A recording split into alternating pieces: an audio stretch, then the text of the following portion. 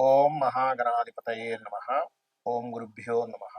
ఓం శ్రీమాత్రే నమః. పరమేశ్వర స్వరూపమైనటువంటి జ్యోతిష, వాస్తు మరియు ఇతర అనేకమైనటువంటి శాస్త్రములను మనకు అందించినటువంటి మహర్షులకి నమస్కారం. హయగ్రీవ హయగ్రీవ హయగ్రీవేతి యోవధేత్ తస్య నిస్సరతే వాణి జన్మకన్యా ప్రవాహవత్. అరుణాం కరుణాతరంగితాక్షీం ధృతపాశాంకుశపుష్పబాణచాపాం మణిమాదిభిరావృతాం మయూకైః అహమిత్యేవ విభావయే భవానీ. శ్రీమాత్రే నమః. ప్రేక్షకులకి లలితాంబిక అమ్మవారి యొక్క అనుగ్రహం పరిపూర్ణంగా కలగాలని మనస్ఫూర్తిగా కోరుకుంటూ, నన్ను చాలామంది అడుగుతున్నటువంటి ప్రశ్న ఏమిటంటే, ఏమండి కనీసం ఈ విశ్వవసు నామ సంవత్సరంలో అయినా సరే మేము ఫైనాన్షియల్గా ఎదగాలంటే ఒక్క టెక్నిక్ చెప్పండి కనీసం మా లగ్నం లేదా మా రాశి వారికి, ఎందుకంటే అన్నిటికీ కూడా ధనం మూలం ఇదం జగత్ కాబట్టి అని అంటూ ఉన్నారు. అయితే నేను ఇందులో ఆదాయం ఒకటే కాదు, అంటే మనకి ఆరోగ్యము, రుణరోగ శత్రు బాధలు కూడా తగ్గడానికి ఏమిటి, అదేవిధంగా ఫైనాన్షియల్గా పెరగడానికి ఏమిటి అనే విషయాలు నేను మీకు చెప్తాను. అయితే ఈ విషయాలు చెప్తుంది నేనైనప్పటికీ కూడా చెప్పిస్తుంది సాక్షాత్ లలిత అమ్మవారిగా భావిస్తూ ఒక్కొక్క లగ్నం గురించి తెలుసుకుందాం. వృషభ లగ్నము, వృషభ రాశి. వృషభ లగ్నానికి మీకు ధనాన్ని ఇచ్చే కారకుడు బుధుడు అవుతాడు. అయితే ఆ బుధుడికి పంచమాధిపత్యం కూడా రావడం వల్ల మీ ఆలోచన, మీ ధనము అనేటువంటి దాన్ని అర్థం చేసుకోవాలంటే మీ ప్లానింగ్. అయితే ఎప్పుడు కూడా మీ లగ్నానికి బుధుడు పాడవకూడదు.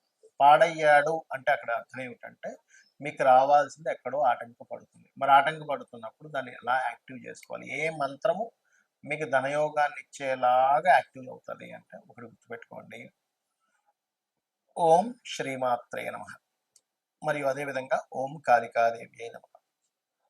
ఈ రెండు మంత్రాలు మార్చి మార్చి కనుక మీరు చేయగలిగితే 100% మీకు ఫైనాన్షియల్గా గ్రోత్ ఉంటుంది. ఇంకా ఏదైనా చేయాలంటే ఓం నమో నారాయణాయ, ఈ మూడు కలిపి కనుక చేయగలిగితే ఖచ్చితంగా ఏమవుతుందంటే మీకు ఫైనాన్షియల్గా గ్రోత్ అనేటువంటిది పెరుగుతుంది. మరి దీంతో పాటు మీరు ఎటువంటి పదార్థాలు దానముగా ఇవ్వాలి అని చెప్పి చూసుకున్నట్లయితే మీరు ప్రధానంగా ఇవ్వవలసినటువంటివి కందులు అండి. గుర్తుపెట్టుకోండి, కందులు. చాలామంది కందులు కాదండి కందిపప్పు ఇమ్మంటున్నారు మా పంతులు గారు, వాడుకోవడానికి బాగుంటుంది అంటే ఇవ్వండి, తప్పేం కాదు. కానీ ముడి కందులు ఇవ్వడమే చాలా ముఖ్యమైనటువంటి అంశం.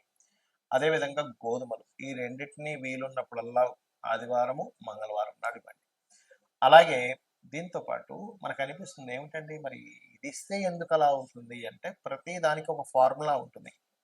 మనం చూడండి, మంచి వెల్డర్ అవ్వాలి, ఏం చేస్తాం, రోజు కంటిన్యూస్గా ఒక సంవత్సరం 2 సంవత్సరాలు జిమ్కి వెళ్తాడు, దానికి తగ్గ ఫుడ్ తీసుకుంటాడు, ఏ వదిలేయాలో వాటిని వదిలేస్తాడు. అంటే ఈ ఈ పలానా ఫుడ్స్ తినకూడదు అని చెప్తాడు జిమ్లో ట్రైనర్. ఎస్, ఎగ్జాక్ట్లీ తినను, ఎప్పుడు పడితే అప్పుడు తినకు, ఈ టైంలో ఈ ఫుడ్ తీసుకోండి.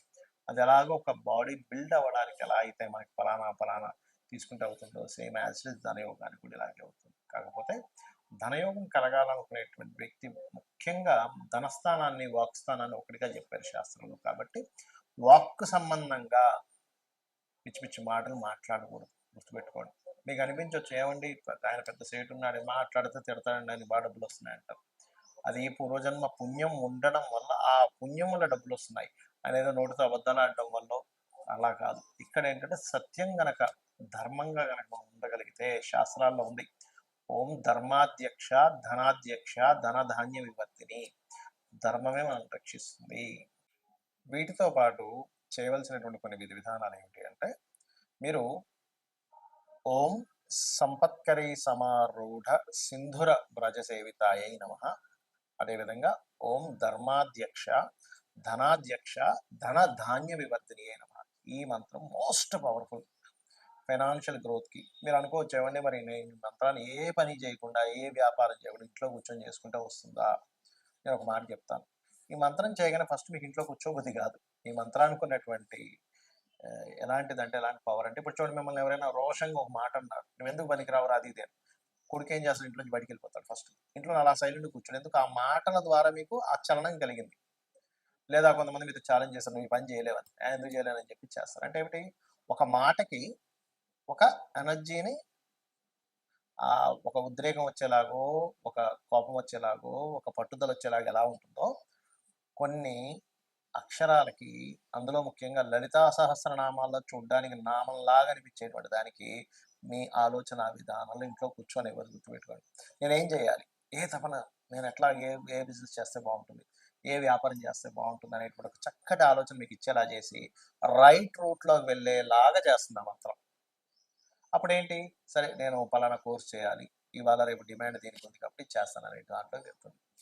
అలాగే మరొక విషయం ఏంటంటే ఎప్పుడు గూడా ఇప్పుడు నేను చెప్పినటువంటి సాధన ఒక ఎత్తైతే మీ పర్సనల్ చార్ట్‌లో ఏ మహాదశ నడుస్తుంది? ఆ మహాదశ ఎటువంటి రూపంలో ధనయోగాన్ని ఇస్తుందనేది మీ పర్సనల్ చార్ట్‌లో చూసుకోవాలి. అదేవిధంగా మీ ధనాధిపతి ఎవరసలు? మేషం నుంచి మీనం వరకు 12 రకాలుగా ఉంటుంది. మేషానికి శుక్రుడైతే మిథున వృషభానికి మన మిథున రాశి అధిపతి అయినటువంటి బుధుడవుతాడు. మిథునానికి చంద్రుడవుతాడు. కర్కాటకానికి రవి అవుతాడు ధనాధిపతి. ఆ ధనాధిపతి ఒకరైతే ఆ ధనాన్ని యాక్టివ్ చేసేవాళ్ళు, డీయాక్టివ్ చేసేవాళ్ళు పర్సనల్ చార్ట్ పరంగా వేరు వేరుగా ఉంటాయి. బట్ ఒకటే గుర్తుపెట్టుకోండి. మీరు మీ జాతకం ఎలాగున్నా కూడా నేను ఇందాక చెప్పినటువంటి ఆ 2 మంత్రాలు అద్భుతమైన ఫలితాలిస్తాయి. ఇక రెండో విషయం, మీకు దగ్గరలో గోశాల గనక ఉన్నట్లయితే అందులోని ముఖ్యంగా దేశీవాళీ గోవులు ఉన్నట్లయితే అక్కడికి వెళ్ళి చక్కగా తేనె పూసినటువంటి చపాతీలు, అంటే చపాతీలు ఎక్కడ కూడా నూనెలో వేయకుండా, నూనె పోసి కాల్చకుండా 3 చపాతీలు తీసుకొని దాన్ని చక్కగా భక్తి శ్రద్ధలతో నిజంగా అమ్మవారికి స్వయంగా నా చేత్తో తినిపిస్తున్నాను అనేటువంటి భావనతో గోవుకు తినిపించండి. తినిపించేటప్పుడు నేను ఇందాక చెప్పినటువంటి మంత్రాన్ని ఓం సంపత్కరీ సమారూఢ సింధుర వ్రజ సేవితాయ నమః. ఇంకొంతమందికి బాగా గొడవలుంటాయి. అంటే సంపాదన అంటేనే అసలు అదో పెద్ద యుద్ధంలాగా అలా ఉంటుంది. అలాంటి వారు చేయవలసింది ఏమిటంటే అది ఎవరికి ఉంటుందంటే సర్వసాధారణంగా కుజుల్లో శని గాని, శనిలో కుజుడు గాని నడిచేటప్పుడు పర్టిక్యులర్‌గా కుజ మహర్దశలు నడుస్తూ కుజ మహర్దశ కుజుడు పాడైనప్పుడు, శని మహర్దశలు నడుస్తూ శని బాగా పాడైనప్పుడు ఏమవుద్దంటే అసలు రోజు గడవడమే ఒక పెద్ద యుద్ధంలా ఉంటుంది. అమ్మో! ఎలాగండి అసలు అయ్య బాబోయ్! ఈ మంత్ రెంట్ ఎట్లా కట్టాలి? ఈ మంత్ ఈఎంఐ ఎలా కట్టాలి? ఈ మంత్ పిల్లలకి ఫీజులు ఎలా కట్టాలి? ఈ మంత్ అసలు రేషన్ తెచ్చుకోవడం ఎలాగా అనేటువంటి ఒక భయంకరమైన సిట్యుయేషన్స్‌లో కొంతమంది ఉంటారు. అలాంటి వారికి అద్భుతమైన మంత్రం ఏంటి అంటే ఓం నవవిద్రుమ బింబశ్రీ న్యక్కారి రతనచ్చదాయై నమః. ఇది అద్భుతంగా పనిచేస్తుంది. కానీ నమ్మకంగా చేయాలి.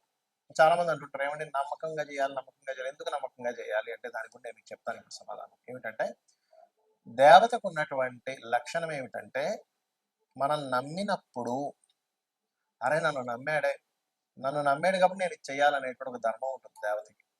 కాబట్టి నమ్మినందుకు నమ్మిన వారికి చేసేటువంటి ధర్మం దేవతకు ఉంటుంది. మనుషులు ఉండకపోవచ్చు మనం నమ్మినా వాడు నన్ను నమ్మితే ఏంటి నమ్మకపోతే ఏంటి అనేటువంటి లక్షణాలు కొంతమందికి ఉండొచ్చు. అందరూ అలా ఉంటారని అనట్లేదు. ధర్మంగా ఉండేవారు చూడండి, అయ్యో నన్ను నమ్మారండి నేను ఈ పని చేయాలంటుంటాం. మరి దేవతకి ఎలా ఉంటుంది నమ్మి మనం చేసినందుకు. కాబట్టి నమ్మి మనం చేస్తే ఆ ఫలితం వేరుగా ఉంటుంది. ఇంకోటి ఏంటంటే దేవతను ఎప్పుడు కూడా ఒక తల్లిగాను తండ్రిగాను భావనతో చేసినప్పుడు ఏమవుతుందంటే తల్లికి తండ్రికి ఉన్నటువంటి గొప్ప లక్షణం ఏంటంటే వాళ్ళు మనకేదో చేస్తారు కాబట్టి చేయరు. అందులో ముఖ్యంగా తల్లి ఏంటంటే నేను చెయ్యాలి నా కొడుకు కాబట్టి నేను చేయాలనే భావనతో చేస్తుంది. కాబట్టి దేవతకి ఉన్నటువంటి లక్షణమే అది. తల్లిగా మీరు భావించేటప్పుడు, తండ్రిగా మీరు భావించేటప్పుడు చూడండి, జగతః పితరౌ వందే పార్వతీ పరమేశ్వరం అంటాం. ఇప్పుడు దేవతని ఒక అమ్మవారు లలిత అమ్మవారే ఉంది. అమ్మా జగన్మాత నువ్వే నా తల్లివి అనేటువంటి తల్లి భావనతో ఎలా అయితే చేస్తామో, తల్లికి పొద్దున్నే లేవగానే అమ్మ ఏమైంది నీకు? నీకెలా ఉంది? నీవు మరి టాబ్లెట్ వేసుకున్నావా? తిన్నావా? లేకపోతే ఈ ఈ కొని తీసుకురానా? అని అడుగుతూ ఉంటాం. అలాగే ఒక దేవత దగ్గర ఉన్నప్పుడు మీరు నిజంగా తల్లే ఉంది అక్కడ అనేటువంటి భావనతో మీరు ఎప్పుడైతే చేస్తారో, సొంత పుత్రుడికి తల్లి చూడండి ఎంత చేసి పెడుతుంది. పొద్దున్నే లేచిపోతుంది, వాడి కోసం టిఫిన్ బాక్స్ అంటుంది, లేకపోతే వాడికి ఏదైనా అయితే కంగారు పడిపోతుంది. వాడు ఆలస్యంగా ఇంటికొస్తే, అయ్యో! ఇంకా రాలేదేమిటని ఒకటే కంగారు పడిపోతుంది తల్లి. అంటే ఏమిటి ఆ మాతృభావంతో మీరెప్పుడైతే అమ్మవారిని చూసారో, తండ్రి భావంతో ఎప్పుడైతే ఆ యొక్క పరమేశ్వరుడును, విష్ణువును మీరు ఆరాధించేటువంటి మహాగణపతులు ఎవరైతే చూసారో, ఖచ్చితంగా 100% మీకు ఆ దేవత తల్లిగాను, ఆ పరమేశ్వరుడు తండ్రిగాను మిమ్మల్ని కంటికి రెప్పలా కాపాడుకుంటారు. ఇందులో చాలా మందికి ఏమనిపిస్తుందంటే, అయ్యో! ఏమిటండి రోజు పూజలు చేస్తున్నాము. కానీ మాకు ఇలా చిన్న ఈ సంఘటన జరిగింది, ఆ సంఘటన జరిగింది అంటూ ఉంటారు. ఇక్కడేంటంటే పెద్ద సంఘటన జరగాల్సింది అక్కడికి ఆగిపోయింది. ఇంకొంతమంది అయ్యో! ఆయన ఎన్నో పూజలు చేసేవారు. అసలు పుసుక్కున 50 ఏళ్ళకే చనిపోయారు అంటుంటారు. అంటే ఏంటి? ఇంక ఈ లోకంతో నీకు సంబంధం లేదు. నా లోకాలకు వచ్చాయని తీసుకెళ్ళిపోతాడు. అది మనకు తెలీదు. మనకు ఉండేటువంటి బుద్ధికి మన అజ్ఞానానికి అర్థం కాదది. అర్థం కాక అయ్యో! పూజలు చేయని వాళ్ళేమో 80 సంవత్సరాలు బతికారు. చేసే వ్యక్తి ఏమో 60 సంవత్సరాలు బతికారు అని ఏవేవో పిచ్చి లెక్కలేసుకొని ఉంటాం. మనకు తెలీదు. ఆ ఒక జీవుడు జన్మించాడంటే, ఆ యొక్క జీవుడు ఆ పర్టిక్యులర్ కర్మ అనుభవించడానికి, ఆ పర్టిక్యులర్ పని కోసం భూమి మీదకొస్తాడు. అది అయిపోంగానే ఆ జీవుడు ఇంకో లోకాలకో, ఇంకో దేహంలోకి వెళ్ళిపోతారు. అది సంబంధం లేదు. కాబట్టి ఇటువంటి విషయాలు మీరు శాస్త్ర సంబంధంగా చాలా విషయాలు చర్చించగా తెలుస్తూ ఉంటాయి. కాబట్టి మీకు ధనయోగం పరిపూర్ణంగా ఈ విశ్వవసు నామ సంవత్సరంలో కలగాలని మనస్ఫూర్తిగా కోరుకుంటూ శ్రీమాత్రే నమః.